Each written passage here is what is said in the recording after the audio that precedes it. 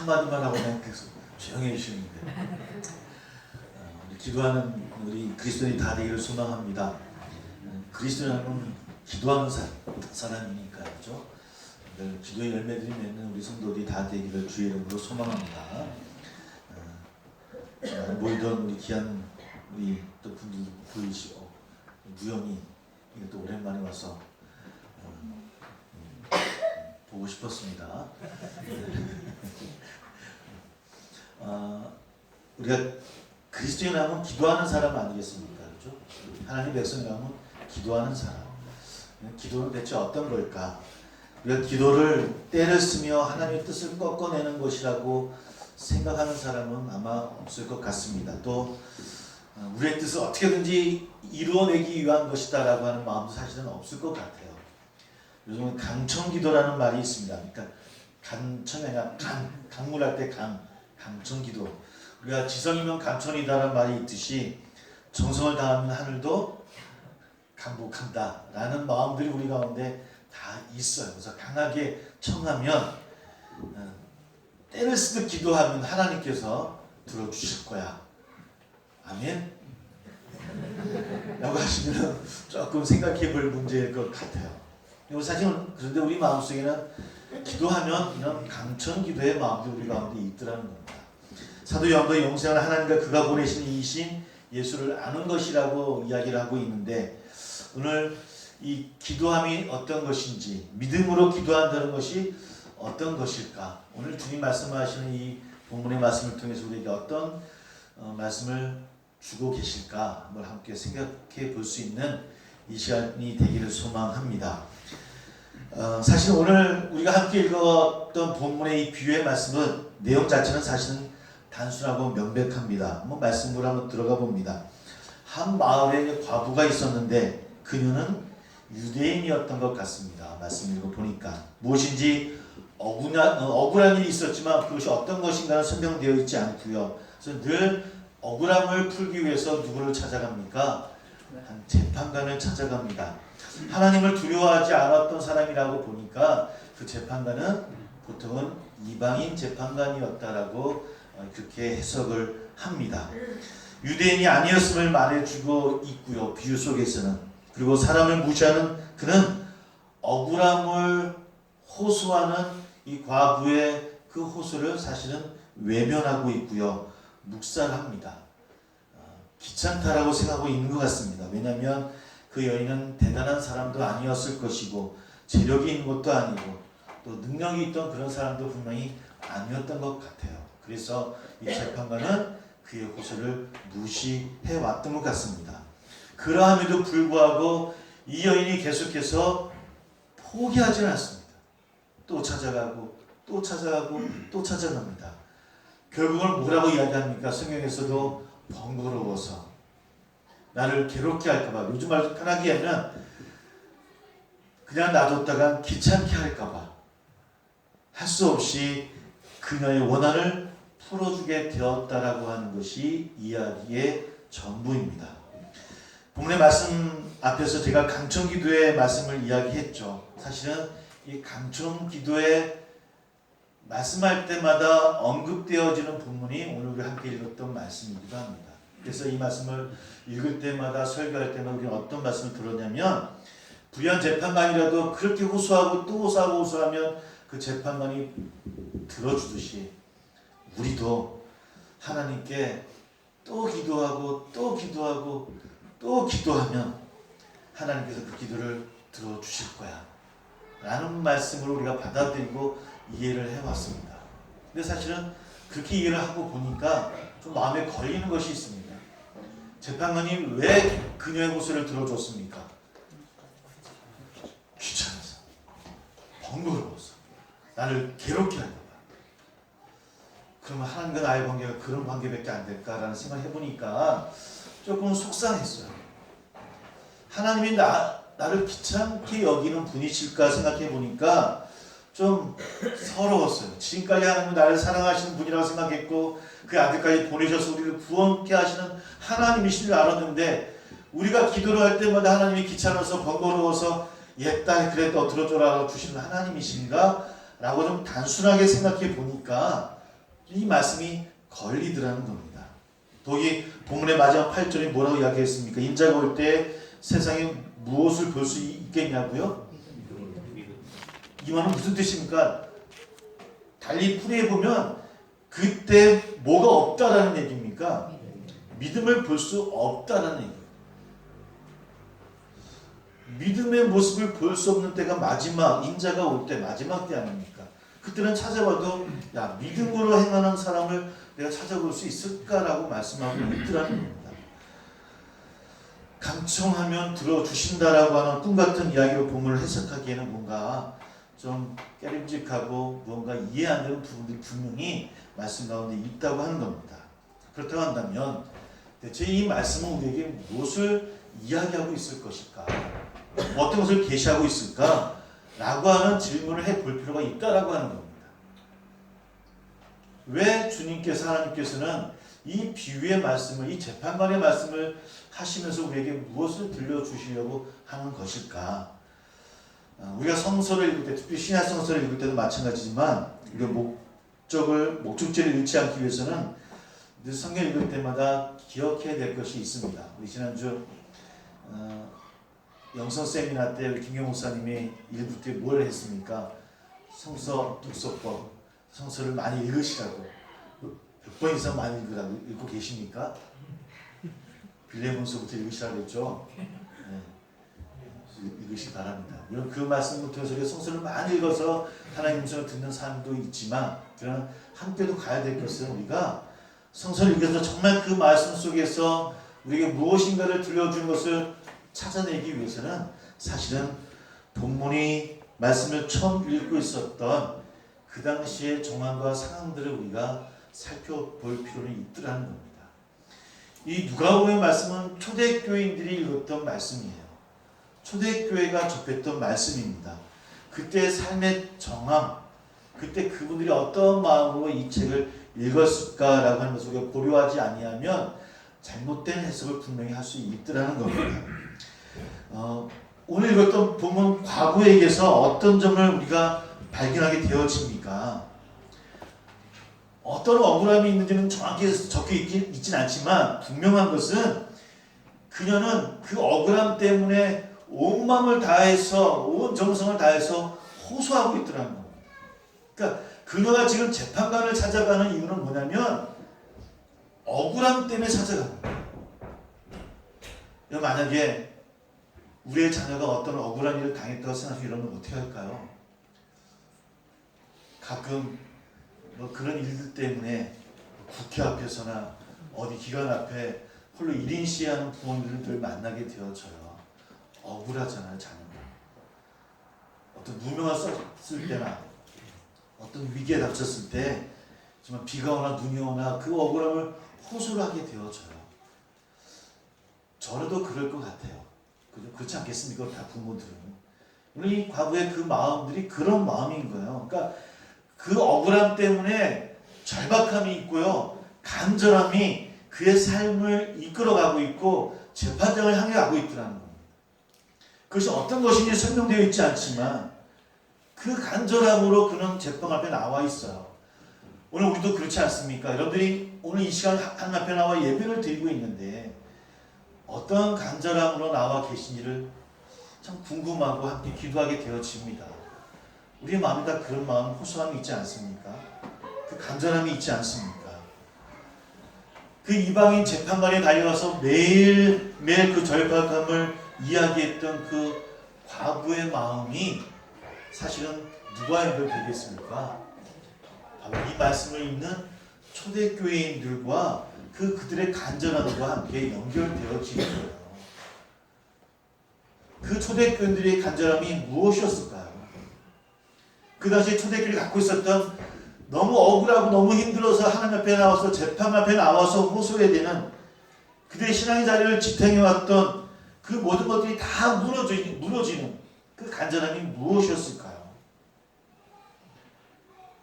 많은 신학자들은, 많은 해석가들은 그 절박함은 파루시아, 즉 예수님의 재림이었을 것이다 라고 이야기를 합니다.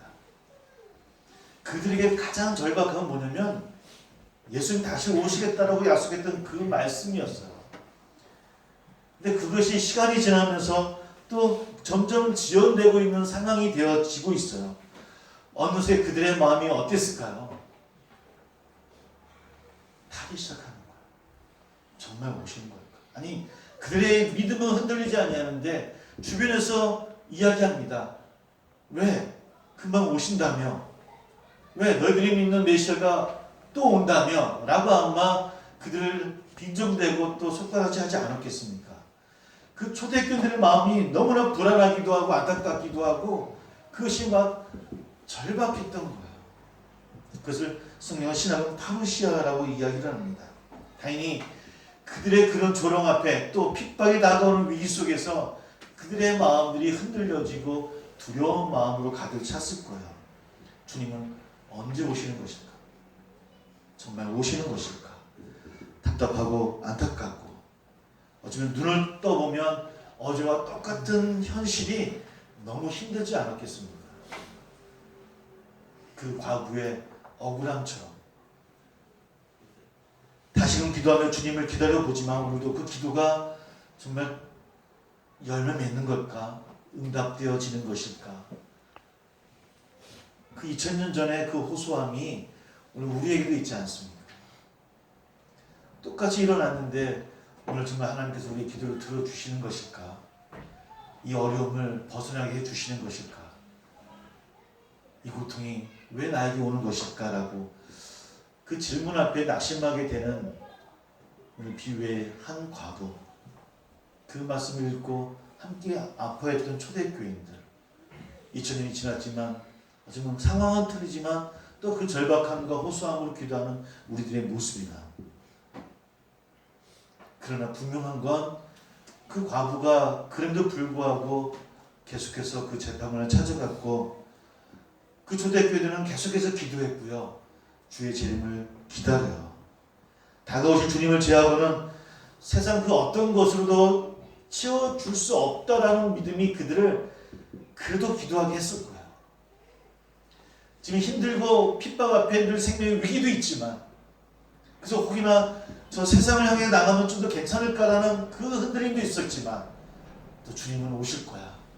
주님 우리와 함께 하실 거라는 그 믿음이 그를 다시 기도하게 하고 다시 하나님 앞에 서게 했음을 우리는 성경을 통해서 알게 되어지더라는 겁니다. 그때도 지금도 하나님 나라가 아닌 아주 우리 또한 이 땅의 것에 만족하고 가치를 추구하고 천착하며 살아가려고 하는 우리들의 마음 속에서 우리는 그들과 우리를 연결시켜서 함께 생각해 보게 되어지더라는 겁니다. 사랑하는 성도 여러분, 우리에게 어떠한 절박함이 있습니까? 어떠한 호소함이 있습니까? 그것이 세상을 향하는 것입니까? 세상의 방법입니까? 세상이 이야기하는 만몬의 그런 축복입니까?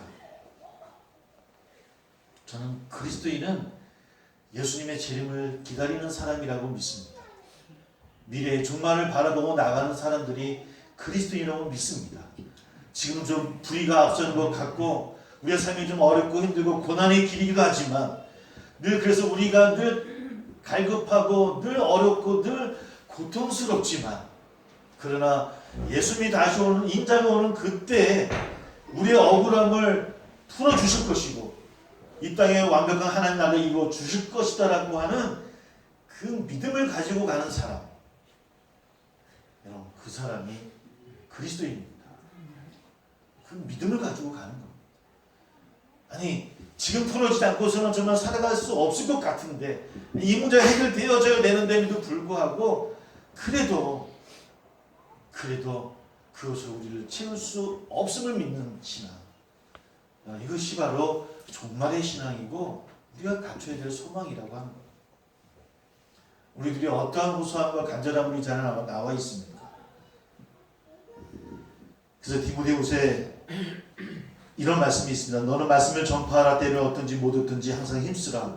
범사에 오래 참음과 가르침으로 경책하며 경계하며 권하라 라는 말씀이 디모데후서 4장 2절에 나와 있습니다. 바울이 디모데에게 전하는 말씀입니다. 그 말씀은 말씀을 전파하라 라고 가르치고 있습니다. 이것이 가장 중요하다라고 하는 것이죠. 내 말씀을 전파하는 말씀이 우리의 말씀이 붙들려서 목회자가 되라는 말씀은 아닐 거예요. 선교사가 되라는 말씀이 분명히 아닐 겁니다. 전제가 있습니다. 뭐라고 이야기하고 있냐면 때를 얻든지 못 얻든지 항상 힘쓰라. 범사에 오래 참음과 가르침으로 경책하며 경계하며 권하라 라고 이야기하고 있습니다.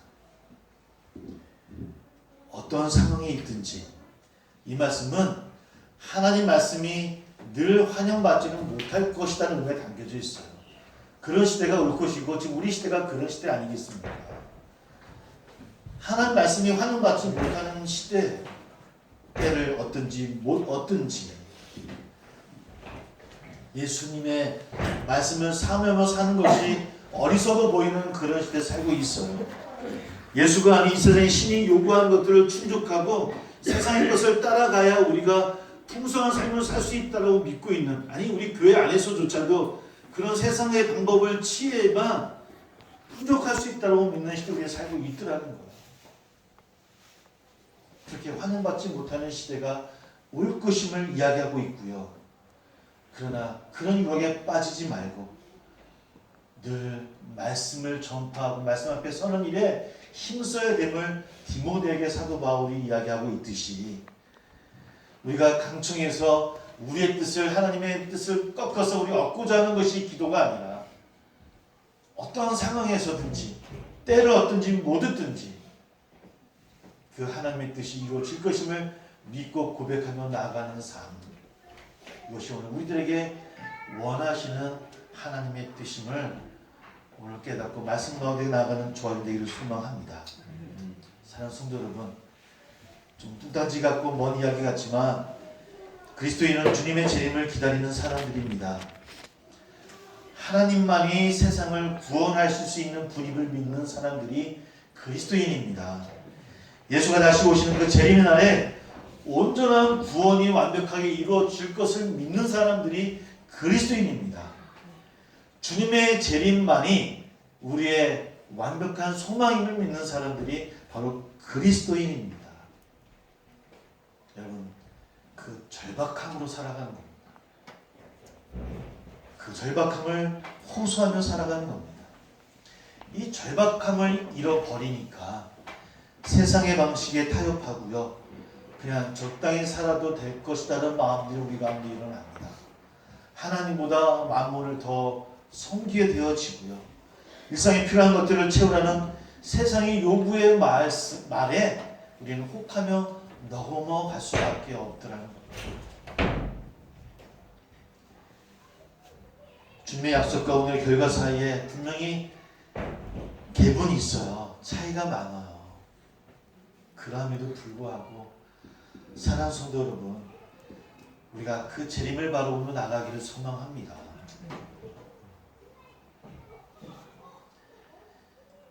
기도를 대하는 사람들의 두 가지 마음이 있다고 합니다. 한 가지는 기도하면 무엇이든지 이루어진다라고 믿는 맹신론적인 그런 방법을 취하는 분이 있고요.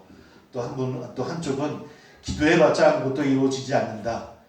기도는 그저 그냥 심적인 안정만 줄 뿐이다 라고 이야기하는 기도 무용론을 이야기하는 분이 있어요. 요즘 보면 사실은 두 가지로 나눠지는 것 같아요. 여러분 어디에 들어갑니까?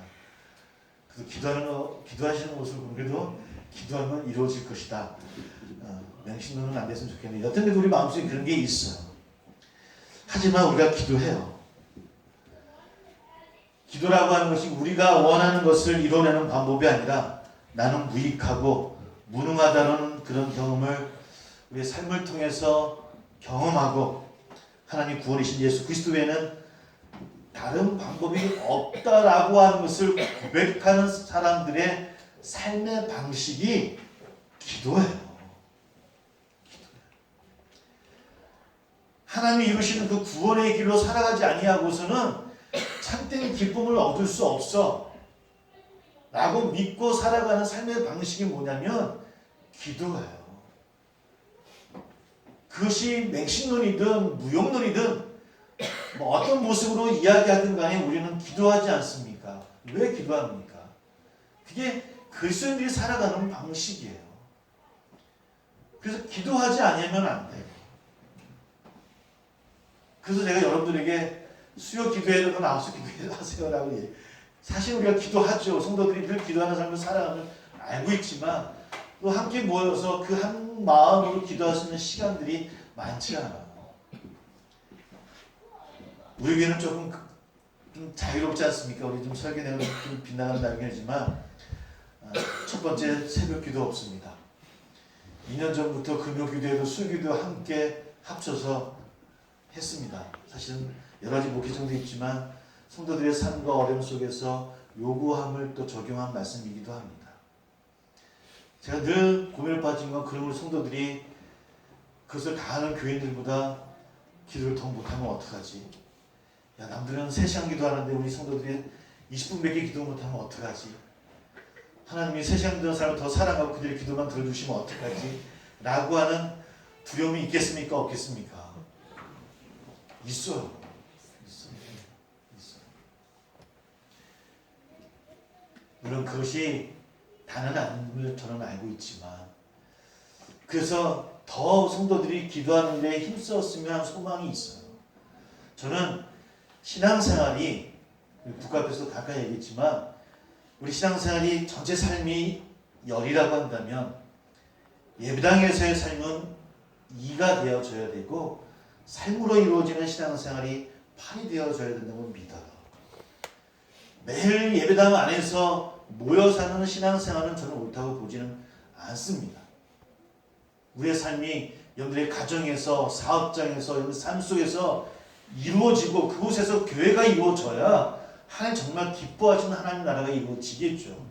예배 안에서는 거룩한데 저 문만 나가면 세상의 만물 앞에 고개 숙이는 자가 될 수 있다고 된다고 한다면 하나님이 기뻐하시는 삶의 방식은 아닐 거예요. 그래서 그 방식을 지켜나가기 위해서는 뭘 해야 됩니까? 어쩔 수 없어요. 우리가 매일 새끼를 먹듯이 그리스도인은 기도를 해야 그 삶의 방식으로 살아갈 수 있다라고 하는 겁니다.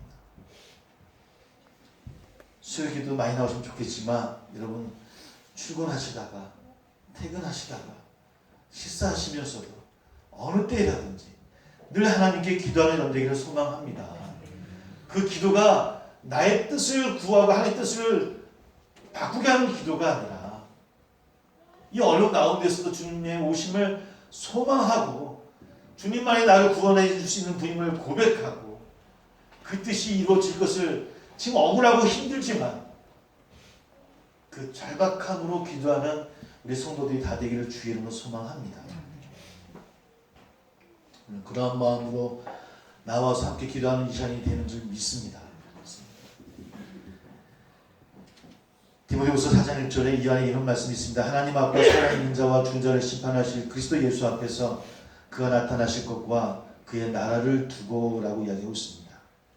우리가 믿어야 될 것도 지켜야 할 것도 전해야 할 것도 바로 여기에 있습니다. 그 말씀을 전하는 자가 그리스도이고 그 말씀을 살아내는 사람들이 그리스도인입니다. 그런 마음으로 함께 나가는 저 우리 모두 다 되기를 주의 이름으로 축복합니다. 기도하겠습니다.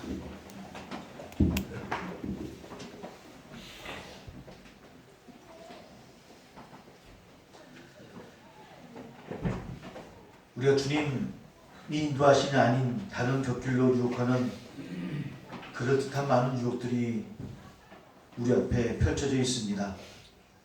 그러나 우리 용기 있게 복음 아닌 것을 거부하고 저항하며 사는 우리 상의 성도들이 되기를 소망합니다. 이것이 세상 끝날 보게 될 믿음입니다.